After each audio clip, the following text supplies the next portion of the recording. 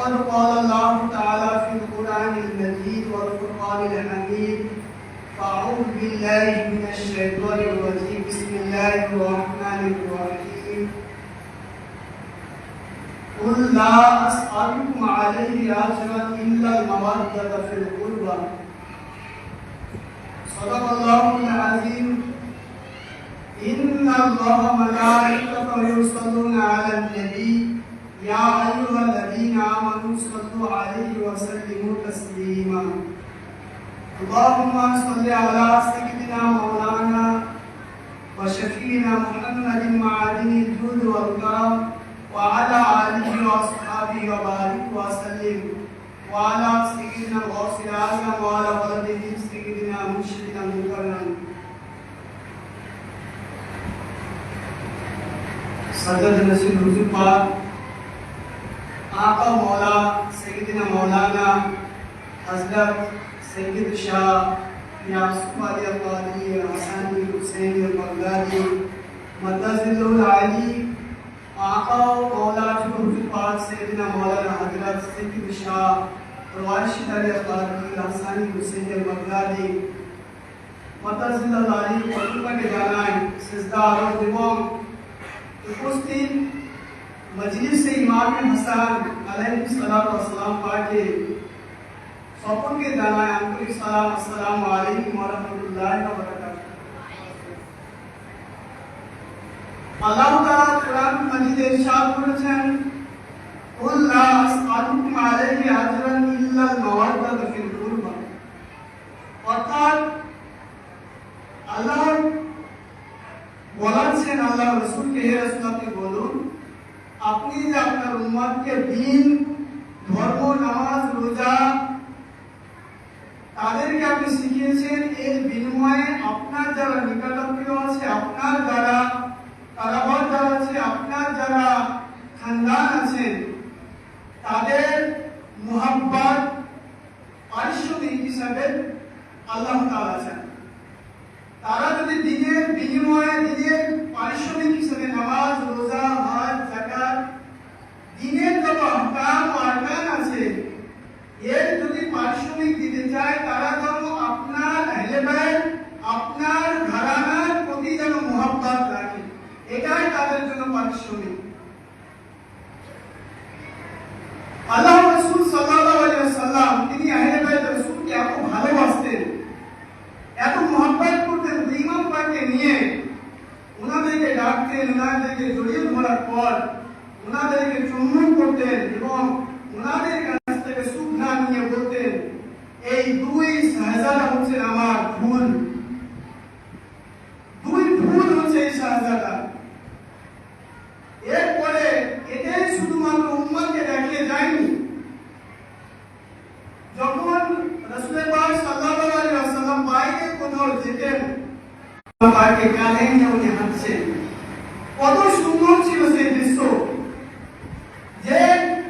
রাসূলুল্লাহ খুদ নিজে আপন কাঁধে ধরে ইমাম হাসান আলাইহিস সালামকে নিয়ে যেতেন এবং বলতেন আল্লাহ ইয়া আল্লাহ কাবু রাকিবতা ইয়া গোলাম অর্থাৎ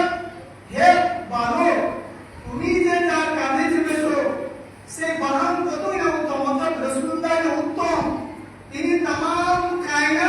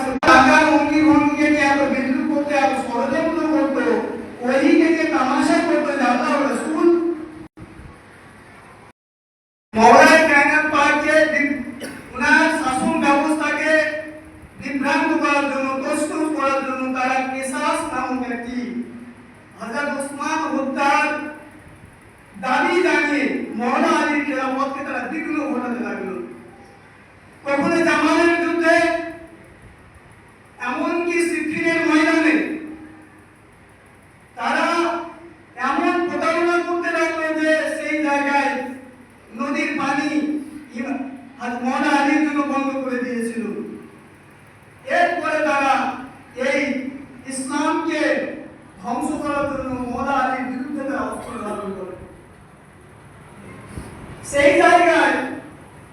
হযরত আম্মার বিন ইয়াসির যিনারা ইসলামের পূর্ব দিকে ইসলাম ধর্ম গ্রহণ করেছিল, তিনিও সেই সিফিনের যুদ্ধে শহীদ হয়েছিলেন। আল্লাহ রাসূল বলেছিলেন যে হে আম্মার, তোমাকে বাগীর দল হত্যা করবে, তুমি তাদেরকে জান্নাতের দিকে ডাকবে, আল্লাহর দিকে ডাকবে, তারা তোমাকে জাহান্নামের দিকে ডাকবে। যখন হযরত আম্মার বিন ইয়াসির হযরত ওয়াইস কর্ণী মওলা আলীর পক্ষে মুআবিয়ার বিরুদ্ধে যখন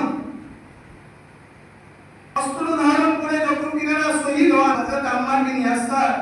এবং হযরত ওয়াইস কর্ণী যিনি রাসূলের অত্যন্ত আশিক ছিলেন, তখন সেই সৈন্যদলের মাঝে রাসূলুল্লাহর সেই বাণী পৌঁছে যায় যে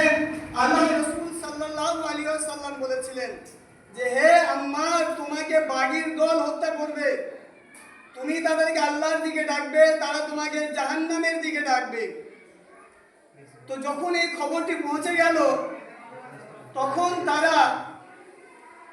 দেখলো, মুআবিয়া দেখলো যে আর তো উপায় নাই, আমরা তো জাহান্নামের দল সবার সামনে প্রচার হয়ে যাচ্ছি। তখন সে কোরআনকে বর্ষায় গেথে কোরআনুল কারীমকে এত বেহুরমাতি করেছিল, তারা এতটা কোরআনের প্রতি অবমাননা করেছিল, কোরআনের প্রতি এতটা খারাপ তারা আচরণ করেছে যে কোরআনকে বর্ষায় গেথে যখন যুদ্ধের ময়দানে হেরে যাওয়ার অবস্থা, এই মুআবিয়া প্রতারণা করে বলে যে আমরা যুদ্ধ চাই না, শান্তি চাই। এর আগে তারা রাসূলুল্লাহর আহলে বায়তকে তারা কষ্ট দিয়ে আছে, রাসূলুল্লাহকে কষ্ট দিয়ে গেল। যুদ্ধের ময়দানে শেষ পর্যায়ে তারা বলতে লাগলো যে আমরা যুদ্ধ চাই না, শান্তি চাই। কতটা মুনাফিক ছিল সে, কতটা ভণ্ড ছিল যে শেষ পর্যায়ে কোরআনকে বর্ষায় গেথে মওলা আলীর সৈন্যদলের সামনে এসে বললো যে আমরা যুদ্ধ চাই না, শান্তি চাই। তাকে আমরা সাহাবী বলে,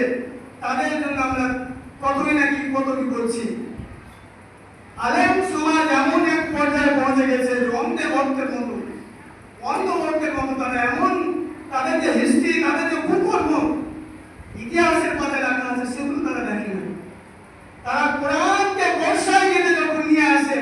মওলা আলী মুশকিল কুসা তিনি বলেন আনা কোরআনুন নাতি ওয়া হুয়া কোরআনুন সাহি, তোমরা যুদ্ধ চালিয়ে যাও, অর্থাৎ আমি অবতীর্ণ জিন্দা কোরআন আর এটা হলো মুর্দা কোরআন, তোমরা যুদ্ধ থামাবে। এরপরেও যখন মওলা আলীর সৈন্যরা কোরআন দেখে অবাক হয়ে গেল যে সামনে কোরআন, মওলা আলী বলছেন যুদ্ধ করো, মুসলমানরা কোরআন দেখে তাদের সেই প্রতারণা ধরতে পারেনি। মওলা আলী বলেছিলেন যে তোমরা যুদ্ধ করো, তারা বিরত থেকেছিল।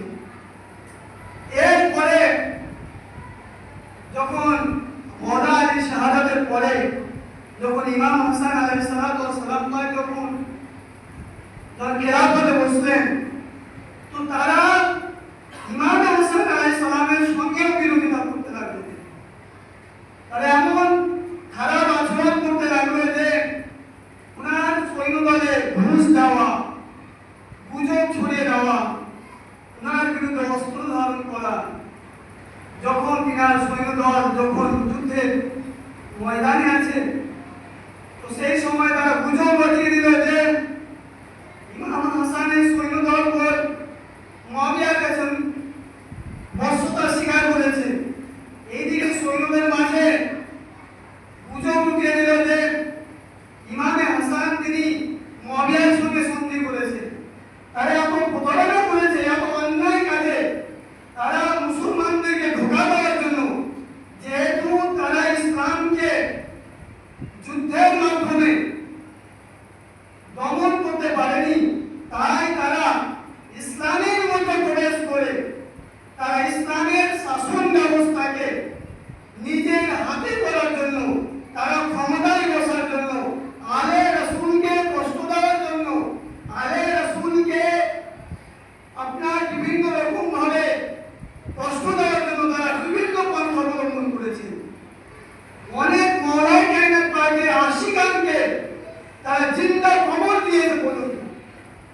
হযরত আবু বকরের ছেলেকে এই মুআবিয়া গাধার চামড়ায় ধরে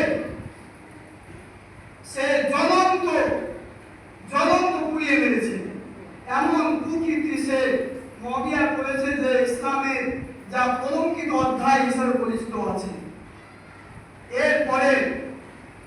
যে মারওয়ান ইসলাম যার বাপকে যে বললাম না যে রাসূলুল্লাহ জীবন দশায় সে রাসূলুল্লাহকে ঠাট্টা তামাশা করতো, রাসূলুল্লাহ বিভিন্ন আকার অঙ্গিভঙ্গিকে সে বিদ্রুপ করতো, তার ছেলে মারওয়ান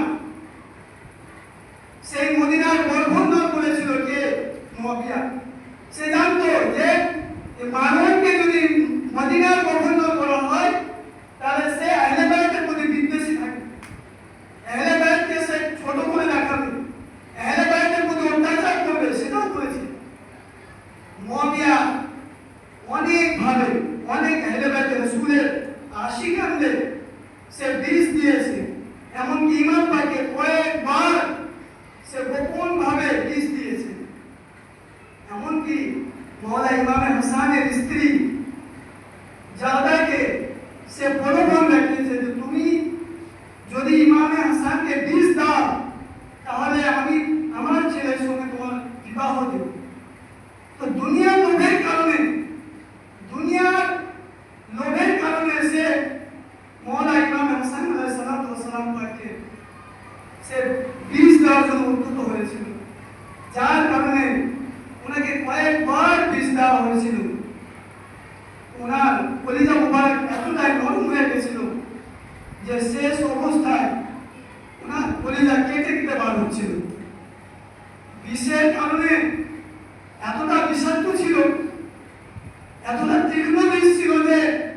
সেই বিষের প্রভাবে মওলা ইমাম হাসান আলাইহিস সালাম পাকে কলিজা মুবারক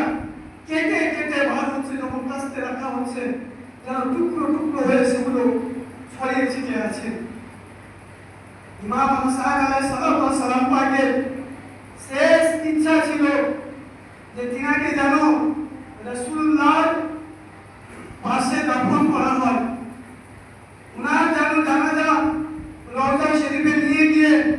ওনার নানাজানের পাশে দাফন করা হয়। কিন্তু এই মুয়াবিয়ার সেই গভর্নর মারওয়ান সে ইমাম হাসান আলাইহিস সালামের লাশকে তারা নিয়ে বিভিন্ন রকম ভাবে অত্যাচার শুরু করে, ওনার লাশের উপরে তীর পর্যন্ত মারতে লাগে। হযরত আব্বাস বলেন যে ভাইজান আমাকে হুকুম দেন, তারা ইমাম হাসান আলাইহিস সালাম পাকে তাবুত পাকে তীর মারছে। ইমাম হুসাইন আলাইহিস সালাম বলেন যে আমার ভাই ওসিয়ত করে গেছিলেন যে আমার জানাজার কারণে যেন রক্তপাত না হয়। ওনার জানাজা দ্বিতীয়বার ওনার ঘরে ছিল, ওনার দাফন জান্নাতুল বাকিতে করা। আসসালামু আলাইকুম ওয়া রাহমাতুল্লাহি ওয়া বারাকাতুহু।